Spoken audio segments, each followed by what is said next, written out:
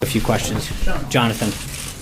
Sean, does the president still have complete confidence in FBI Director Comey? There's no reason to believe he doesn't at this time. John. He said, wait, no, he said that there is no information to support the allegations that the president made against President Obama. At this time. So is the president prepared to withdraw that accusation and apologize to the president? No, we started a hearing. It's still ongoing. And then, as Chairman Nunes mentioned, this is one in a series of hearings that will be happening. I think there's, as I noted last week, there's also a lot of interesting news coming out of that in terms of the activities that have gone on to reveal the information on American citizens that have been part of this, particularly General Flynn. There's a lot of things that aren't being covered in this hearing that I think are interesting. That since it's ongoing, I'll leave that for now. But I think there's a lot of areas that still need to be covered.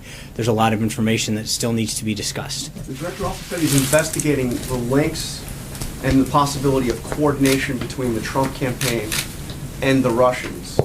Given that the president just this morning said that the Democrats made up the Russia story, why would the FBI director be investigating a story if it's simply... I don't think that's what he said, but again, look at what... No, he did. He said that he's investigating the nature of any links between individuals associated with the Trump campaign and the Russian government and whether or not there was any coordination. Correct. But again, investigating it and having proof of it are two different things. You look at the acting Obama CIA director said that there is smoke but there is no fire, Senator Tom Cotton.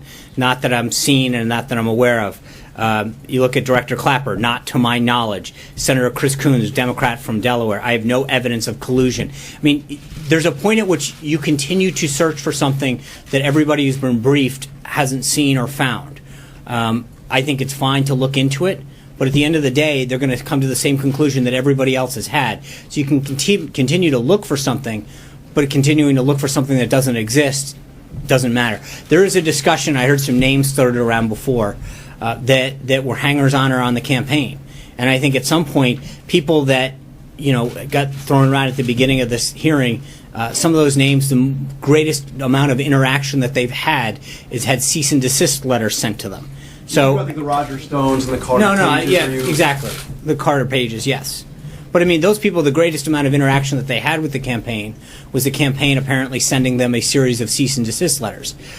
So again, I think that when you read a lot of this activity about associates, there is a fine line between people who want to be part of something that they never had an official role in and people who actually played a role in either the campaign or the transition. Julie. I just have two quick questions on the hearing today. Does the president, now that we know that there is an ongoing investigation by the FBI, does the president stand by his comments that he's not aware of any contacts that his campaign associates had with Russia during the election?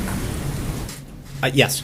Okay, and then the second one is, has anyone from the White House... Well, can I just amend the first? Sure. Obviously, just to be clear, I know that I'm trying to think through this for a second because obviously General Flynn, right. But again, during the campaign, right, before the election. And I'm not aware of any at this time. But even General Flynn was a volunteer of the campaign.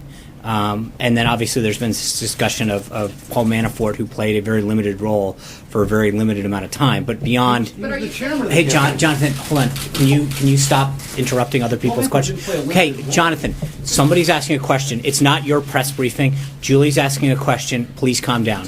Hi, this is Sharon reporting from Bad News Media. Thanks for subscribing to our channel and giving us a thumbs up. We really appreciate your support. Please feel free to leave us a comment and share this video with your friends. Thank you.